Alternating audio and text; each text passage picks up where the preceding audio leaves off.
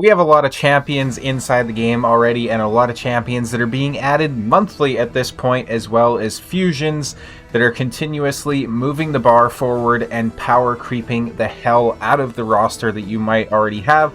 So it's very rare that we'll actually see a champion get better with time, and that is exactly what we're going to be talking about today. And this is in fact a rare champion, as you could probably tell by the thumbnail. The champion that we are going to be talking about today is, of course, Bellower. Bellower's been in the game forever. He's always been a champion that a lot of people wanted just for, campaign farming or whatever use case it might be. But this guy is absolutely amazing in 2024 as we're going into 2025 here, and I'm going to showcase that a little bit in today's video. Let's go ahead. Let's talk about his kit first of all. So he has AoEs on every single skill, which is already a huge plus to him.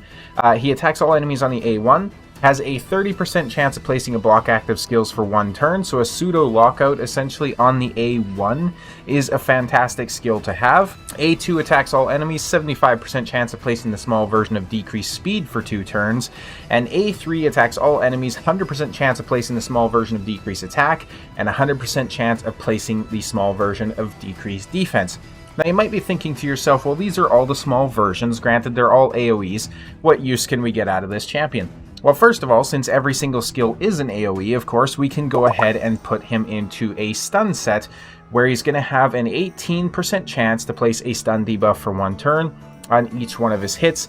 AoE equals absolute insane crowd control on this particular champion. Not only that, we actually have some new blessings that came out recently, one of which is the Nature's Bounty. So what this is, and I don't know why they worded it this way, but simply put, whenever this champion places the small version of a debuff, so in this particular case the small decreased speed, the small decreased defense, and decreased attack, he's instead going to have a chance to place the big version of it. In this particular case, I have my Bellower at 6-star Awakening, which means that he's going to have a 60% chance to place the greater version of the debuff. And of course, he's getting those awakening bonuses as well. So we think about what this guy's doing. He's bringing all AoEs, block active skills on the A1, a chance to land a big version of decreased speed on the A2, a chance to land a decreased defense and a decreased attack on the A3. Granted, this is on a 4-turn cooldown, but at the end of the day, this guy is a rare. Now, that is not it. That is not it by far. What else can we do with this particular champion? We can come into the Masteries, and we can go to Fearsome Present and increase the chance of placing the stun from his artifact set by 5%, which is going to give us a 23% chance of activating instead of an 18% chance. So essentially a 1 in 4 chance of activating the stun set on this guy.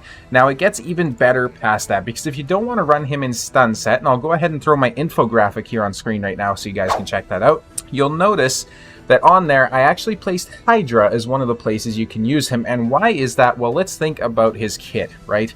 Some of the best debuffs to have for Hydra are decreased speed, decreased defense, and of course, decreased attack.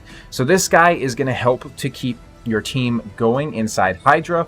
He's going to help you to be able to outspeed the enemy team, and he's going to be able to help you do more damage with those decreased defenses. Now, not only does he bring the quintessential debuffs, and does he bring 3 of them, but you can also run this guy inside a curse set and have a chance, a 75% chance on every one of his hits, to place an AoE Hex, which is going to enable the damage even more for your Hydra composition, right? This guy is absolutely insane. If you don't want to run him inside a Hex, you can actually run him inside the gear set that places a Provoke as well. I don't actually recall which one it is. I'll try and scroll through it here and see if I can find it. But there's so many options, so here it is, the Provoke set. Wow. I'm shocked I didn't remember that. I don't have many gear pieces for it, so I don't really use it. That being said, it is a 4-piece set. It's probably not the best. This guy is absolutely incredible. Let's go ahead and take a look at the way we have him built here with the stats. 41,000 HP, 3,000 attack, 2,300 on the defense, 251 speed. I don't have crit rate or crit damage on him. 205 resistance and 328 on the accuracy. This is going to be the accuracy you need to get through basically anywhere inside the game. Inside Hydra, this is kind of how his stats would look. Now, I don't have any Hydra battles prepared for you guys to take a look at today, but what I do have is I have a Doom Tower Hard Stage 119 run that I'll show you here, where he was my only decreased defense champion. He was my only block active skills champion apart from Loki, so if you see it being placed on his A1, that's why. He was also our decreased attack champion. While that's running in the background, we're going to go ahead and we're going to go into Spider, and we're going to take a look at what he can actually do here. So we'll just go into, say, for example, Spider 20. We'll go ahead and go over to the rares here, and we'll bring him in. Now, let's just go ahead and bring in, say, for example, Eostrid, and that's probably about it, right? So we'll go ahead and see how this works. So Eostrid's going to come in. She's going to do some nice turn meter increase for us, just so that we don't have to worry about him getting lapped by the spiders. He's actually good affinity on basically every stage as well, just considering the fact that, of course, I shouldn't have done that, because then we can't see if he places the decreased speed. Let's go ahead, though. Let's see if he can place some decreased defense and attacks. Boom. Get that AoE. He actually basically gets decreased defense and attack across the board, so you can see how useful that is. He does land the big version on some of them, and then if you look at this, we have 1, 2, 3, 4 spiderlings that actually got stunned by him as well.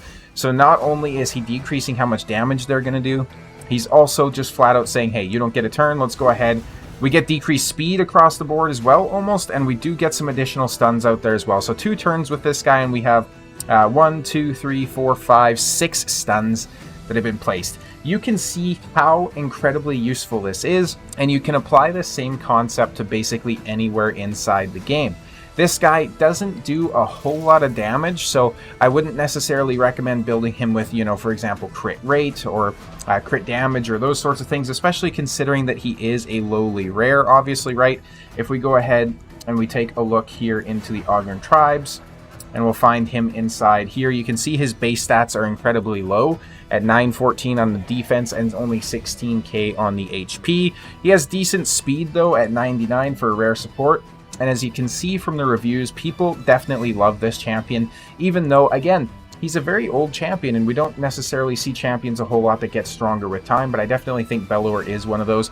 And I made a video pulling my soul stones, and I was actually very excited to pull that 6-star Bellower because I knew he was a champion that I would most likely end up using, which these days it is very rare for a late game player such as myself to actually be excited to pull a rare Awakening, right? You can use him in all those areas that were mentioned, and of course you can also use him inside City of Sintranos. I've noticed that there's a lot of floors where he pops up as a potential option. Of course, City of Sintranos, the whole meta here is to essentially just throw as many stuns at the enemy team as physically possible, so you can just try and get your way through the content.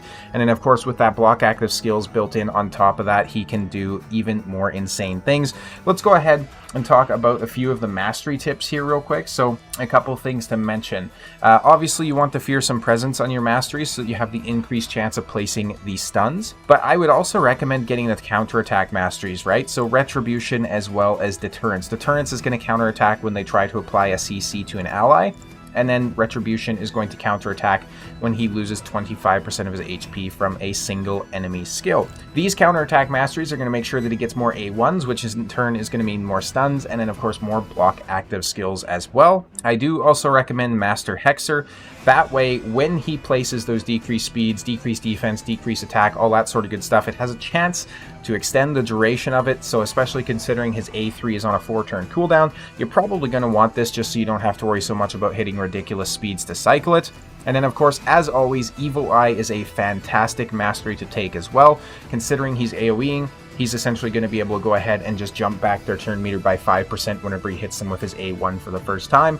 And that doesn't sound like much, but it certainly can be clutch when you're just trying to get in a couple of extra turns before the enemies go. I wish in some ways that this guy had the option to run the Cruelty Blessing as well. So if we go over here and take a look at Cruelty, where he decreases their defense until the end of the round, just because obviously having all AoEs would be absolutely ridiculous for that.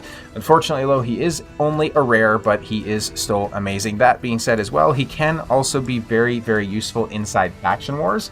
So if you're struggling with the Ogren Tribe faction wars, he can definitely help to carry you through that. I know back in the day when I was pushing for my Lydia, I did actually use him quite extensively to try and get up in those stages and, you know, get the 3 stars on all those stages. That being said, though, let me know if this review was helpful for you guys and more importantly, where you use Bellower inside the game. And as always, I'll see you in the next video.